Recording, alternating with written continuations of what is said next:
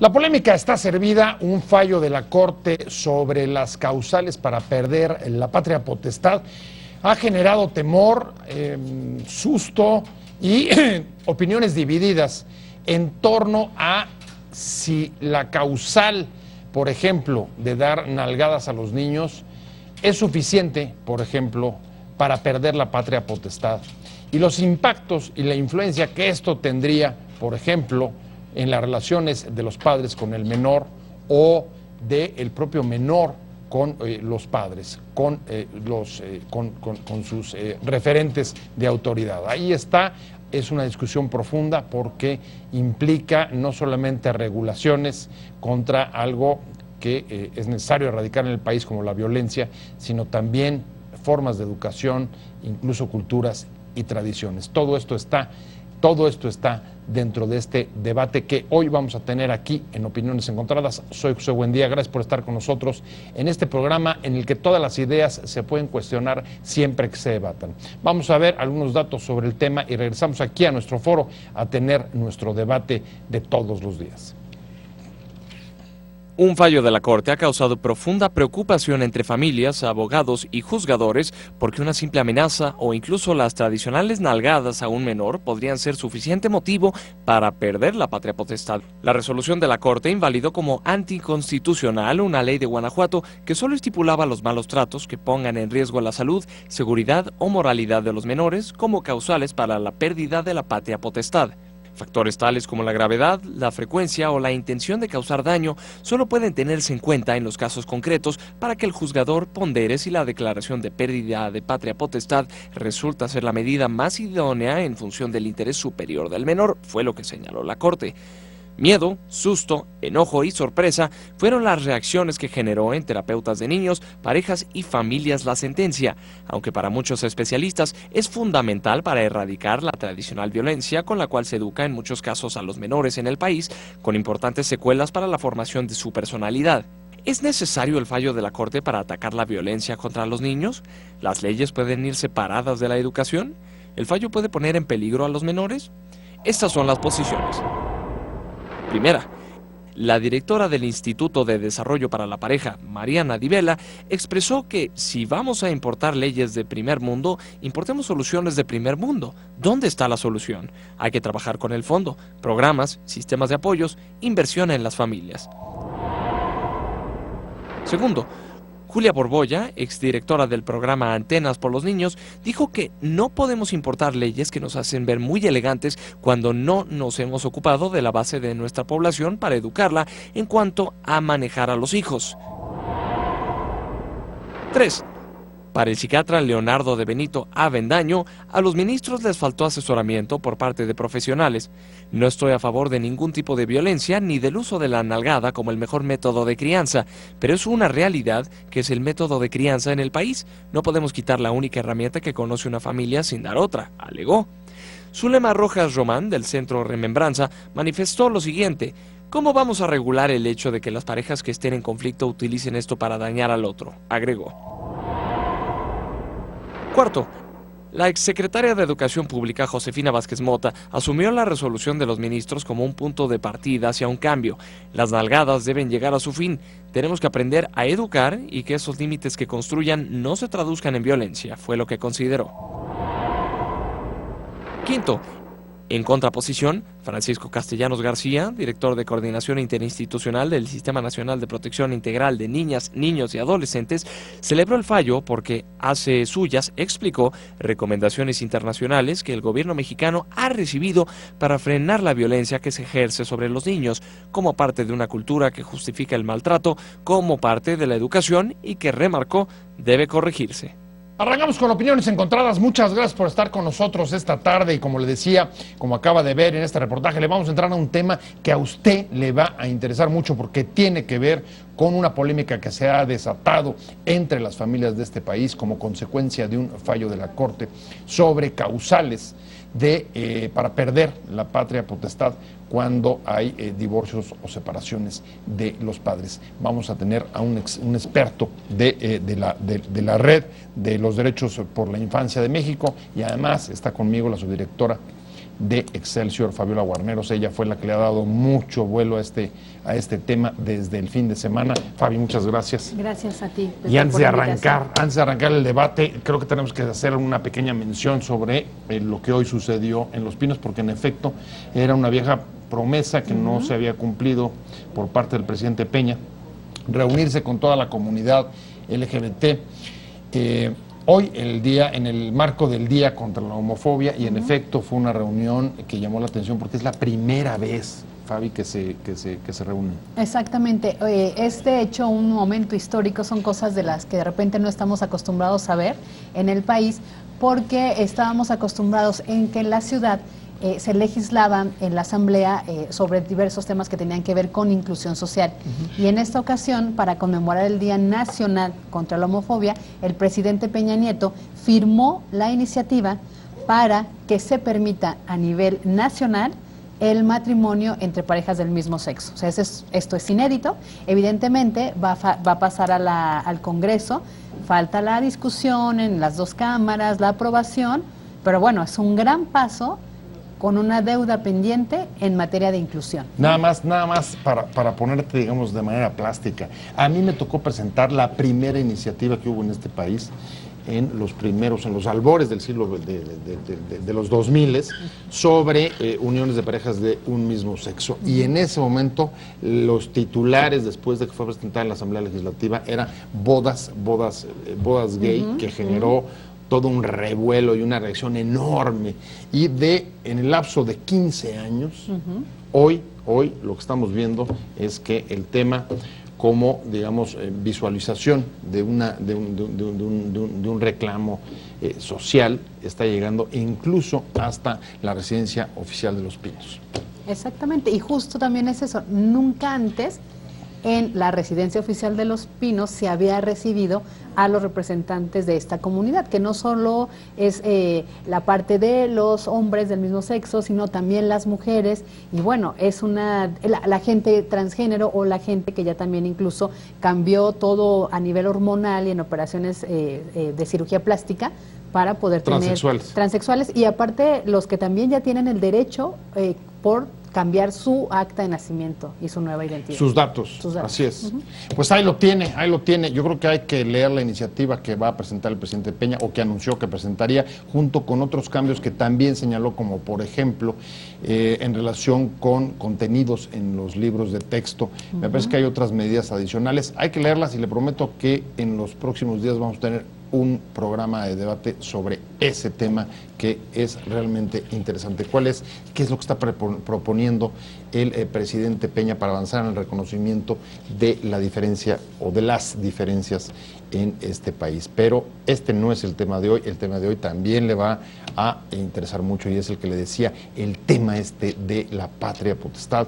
Todo como consecuencia de un fallo de la Suprema Corte de Justicia en relación con un juicio de inconstitucionalidad de Guanajuato, en el que se establecía, digamos, indulgencia para que los padres pudieran utilizar la violencia sin ser castigados, salvo que fuera en un grado que pusiera en peligro la salud o la seguridad de los hijos. Esto se echó para atrás por la Corte, y el fallo, ahora el que acaba de declarar como inconstitucional la ley de Guanajuato, hoy lo que está generando es que puede generar una transformación o un cambio importante respecto del manejo y sobre todo los juicios de patria potestad que están hoy abarrotando los juzgados de lo familiar en la Ciudad de México y otras del país. Y me da mucho gusto que haya venido aquí al debate Juan Martín Pérez García. Él es el director ejecutivo de la Red por los Derechos de la Infancia de México. Hoy un placer que estés. Muchísimas gracias por este espacio.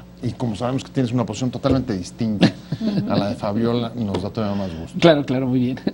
Pues si quieres arranquemos. Yo creo que sí, en efecto es una sentencia, un fallo, una resolución, Fabi, que va a tener enormes ya está teniendo enormes repercusiones dentro de las familias, en los juzgadores, en abogados, claro, y litigantes de lo familiar. Fíjate que es un tema tan polémico que si ustedes lo comentan así, en una mesa de café, en cualquier charla, y les dices, la Corte ya determinó en un caso específico en Guanajuato que si tú le das una nalgada a tu hijo o lo amenazas con pegarle o castigarlo, te quitan la patria potestad.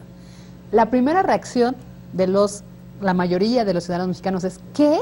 Pero si a mí mis padres me educaron así, si yo recibí nalgadas y mírame, soy una persona de bien. O sea, es muy difícil que las personas entiendan que un golpe, una nalgada a tiempo, ahora es violencia por la Corte. Esa es la primera reacción. El otro punto es, a mí me asustó el tema de la Corte. ¿Por qué?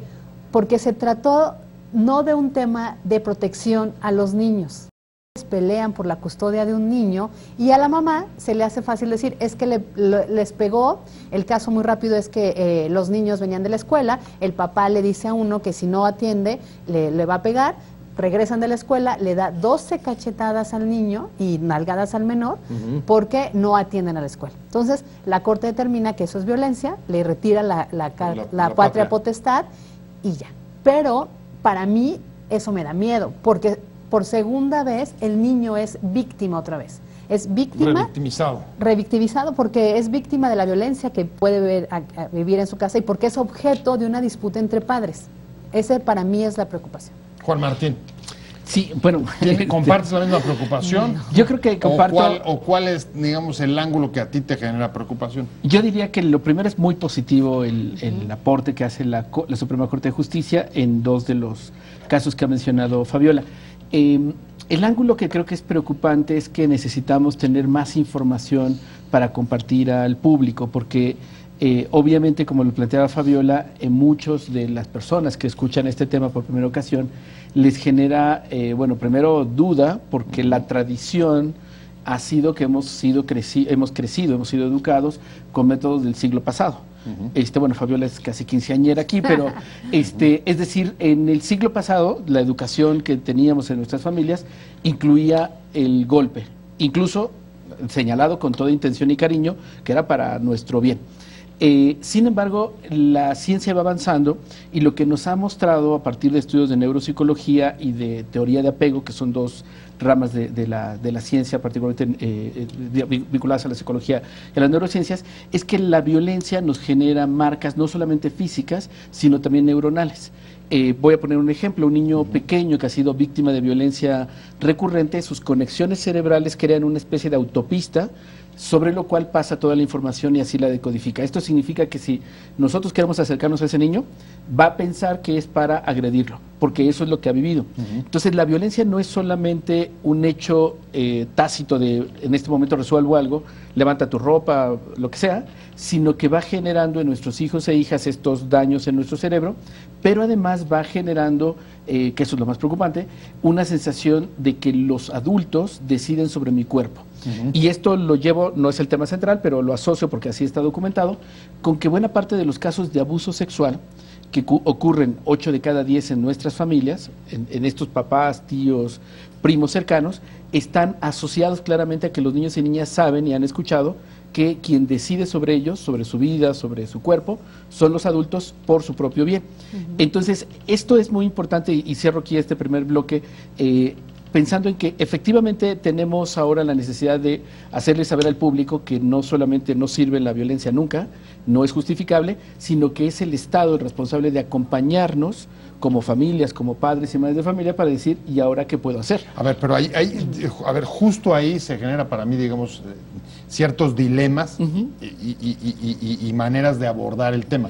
Porque por un lado, evidentemente, el Estado es el que tiene que generar regulaciones para impedir un mal endémico como el de la violencia. Yo creo que nadie vamos a estar en contra de eso, pero al mismo tiempo también se trata de un asunto que tiene que ver con la educación, información y educación. Pero ¿qué va primero? Puedes traer una ley o un modelo, digamos, que sería quizá aplicable en otro contexto, donde tienes niveles o tradiciones menos fuertes de violencia en los niños, en la educación de los niños, o hay que educar primero. ¿Cómo la ves tú? Sí, ¿Qué va primero? ¿Cuál es la prioridad? Yo creo que la prioridad es reeducarnos como sociedad y como padres. Porque, a ver, aclaro, yo no estoy a favor de la violencia. O sea, yo no soy a favor de, sí, golpeamos a los niños. No.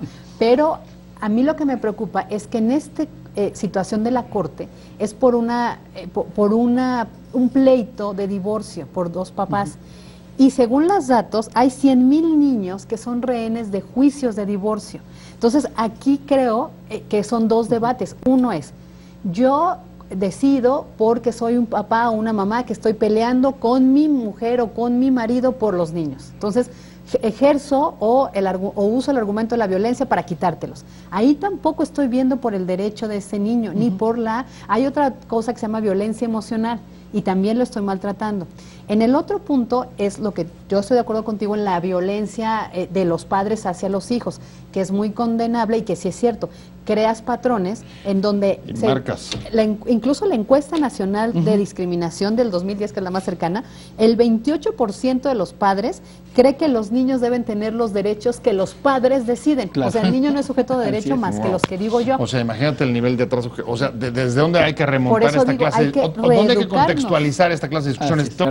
Sí es, cómo debe ser un poco el orden para transformar.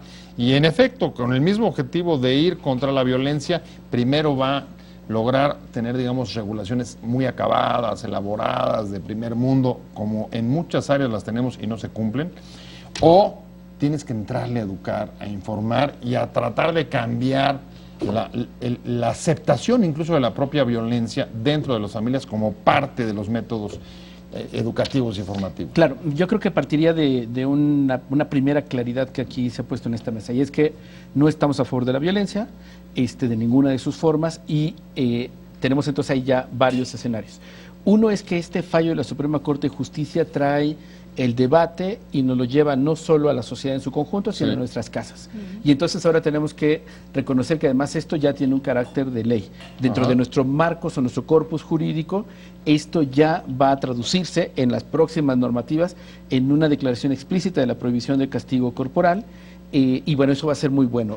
Tendremos que avanzar en segundo. Hay otro plano, y quisiera retomar lo que planteaba Fabiola. Efectivamente, los problemas que viven parejas a la hora de separarse se convierte tristemente en una batalla campal, donde los niños y las niñas en muchos casos terminan siendo pues los objetos de disputa, los caballitos de batalla. Y no el bien jurídico. Así es. A proteger. Entonces, bueno, esa es una realidad que cruza con una conducta detestable que tenemos que rechazar y hacer evidente. Pero hay que separarlo del derecho, el derecho humano en general.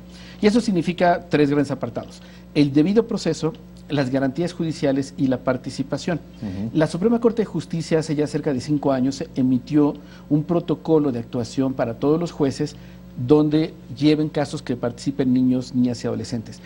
Es un trabajo muy interesante. El corazón de esto es que el juez tiene que escuchar, no a través de su secretario, sino el juez o la juez tiene que escuchar directamente al niño y le establece mecanismos. Por ejemplo, cosas tan puntuales como tienes que estar en una sala privada, tiene que estar en un ambiente apropiado, tienes que mirarlo al nivel de los ojos. Sin coacción, sin presión. Así es. Entonces, obviamente esto es nuevo para los jueces, es como, ¿de qué me están hablando si tengo tantos casos y tengo que sentarme con los niños a escucharlos? Entonces aquí vamos picando piedra, pero ese protocolo me parece que es muy importante porque forma parte de las garantías judiciales para los niños y el debido proceso para los niños, y aquí lo asocio con el interés superior de la niñez. Este es un principio que ya tenemos en la Constitución y significa que todos los adultos, las autoridades y demás, cuando tomamos decisiones, tenemos siempre que preguntarnos si esto va a beneficiar a los niños o niñas o les va a perjudicar. El juez tiene que hacer esa tarea. Y cierro este bloque planteando lo siguiente, es decir, efectivamente esas conductas negativas estarán presentes, pero no podría esa conducta negar la posibilidad de que avancemos en un marco normativo más positivo. Y tendríamos entonces, con la definición que cada juez tiene que hacer, con la propia lógica que la pareja valoración pueda decir, oye, tú me puedes acusar de esto, pero hay una historia, un antecedente, y los niños y niñas van a hablar y decir si es cierto o no es verdad. ¿A ti estos procedimientos, por ejemplo, si estuvieras en esa situación, te dejarían tranquilo? No, porque vamos a lo mismo, es otro tipo de violencia, que es la violencia no solo física, sino es la emocional, y también la violencia de Pero intimidación. ¿cuál? En los procesos de que estar con el juez. ¿Llevar al niño con el juez? Sí, mira, te pongo otro caso que también es muy sensible para la sociedad, que nos ha impactado mucho y que Excelsior Periódico y Excelsior Televisión lo han estado refiriendo puntualmente, que es el caso Matatena. Ahorita hay una petición para que los niños que fueron abusados por este señor Rafael no hagan el careo, pues, porque es volverlos a enfrentar con la persona que los dañó. Entonces, si hay algunos procesos dentro de nuestro sistema judicial, y con eso me refiero desde la primera ventanilla, que es el Ministerio Público, hasta la última instancia, que en este caso fue la Corte, ¿no?, para eficientar los procesos, cuidar los procesos y efectivamente velar por los derechos de los niños. Yo creo que podemos dar los pasos, como dice Juan Martín, me parece formidable, pero ¿de la mano de qué?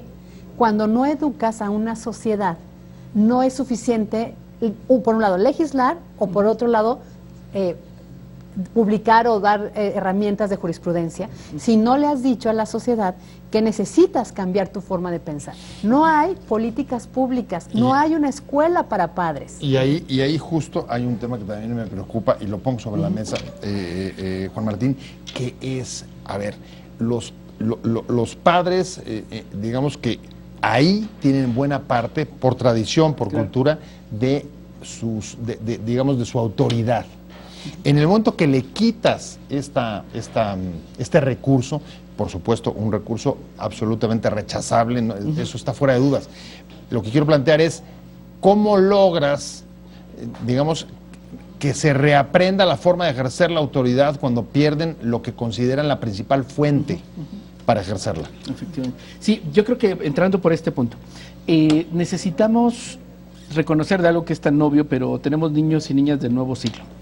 Niños y niñas que tienen acceso a Internet, que tienen una exposición mucho más amplia a, digamos, estímulos sociales, comunicacionales y demás, que no tuvimos hace 20 o 30 años. De tal suerte que los niños y las niñas tienen ya claramente incorporado por otras fuentes, no en la familia o en la escuela, que pegarles no es apropiado. No es la forma. Los padres, las madres de familia, lamentablemente no han logrado avanzar en la misma proporción. Entonces ahora lo que tenemos son a padres y madres aterrados, que eso genera ansiedad. Padres y madres aterrados que generan ansiedad. Estamos hablando con Fabiola Guarneros, subdirectora de esta casa editorial, y estamos hablando también con Juan Martín Pérez, que es el director ejecutivo de la Red para la Protección de los Derechos de la Infancia, y nos quedamos en una imagen plástica que era padres y madres aterradas, angustiadas por la forma en la que van a educar, en la que van a ejercer su autoridad una vez que la regulación eleva la prohibición para castigar y sancionar, incluso con la pérdida de patria potestad,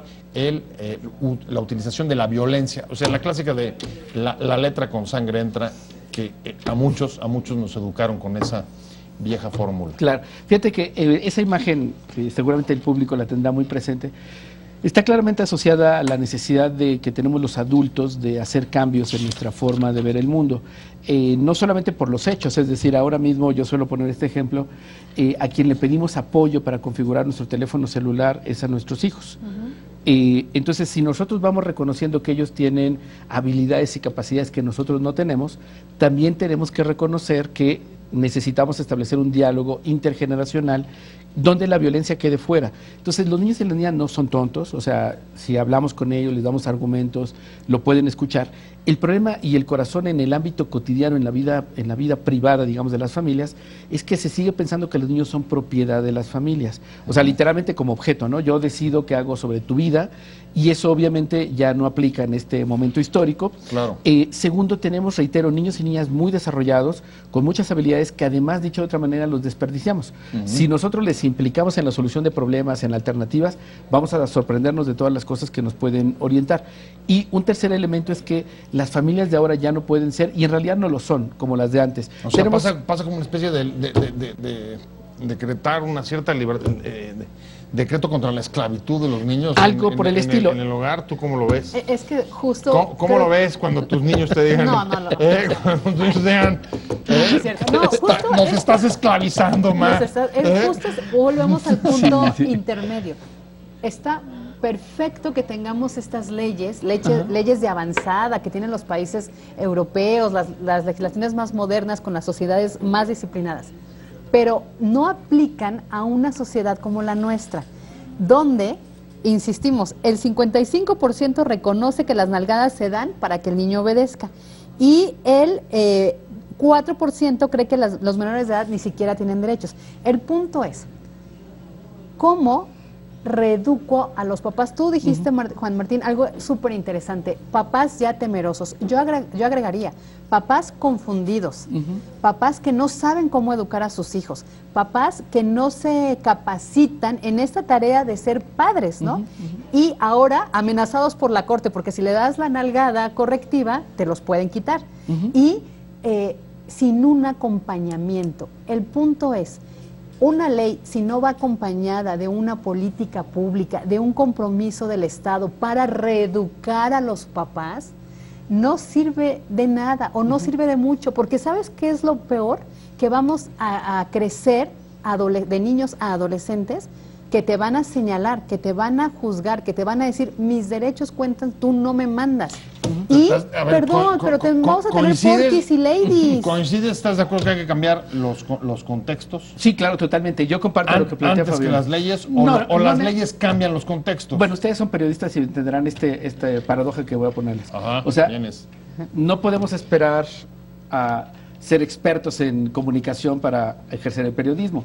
O sea, por supuesto que hay un mínimo profesional, pero vas aprendiendo y te vas haciendo periodista en el proceso de ejercer la profesión. Sí. Lo mismo pasa con los padres y las madres.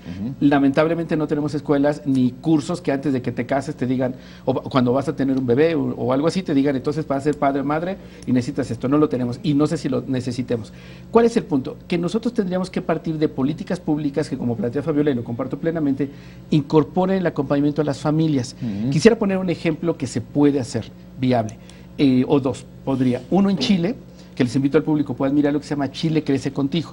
Esta es una política pública integral. Tiene un marco de ley, tiene presupuesto, tiene instituciones, y uno de los componentes es nutrición, desarrollo de estimulación temprana para niños pequeños y pautas de crianza para los padres. Entonces les enseñan. Estoy de acuerdo contigo, eso sería magnífico y nos lleva, digamos, al papel del Estado.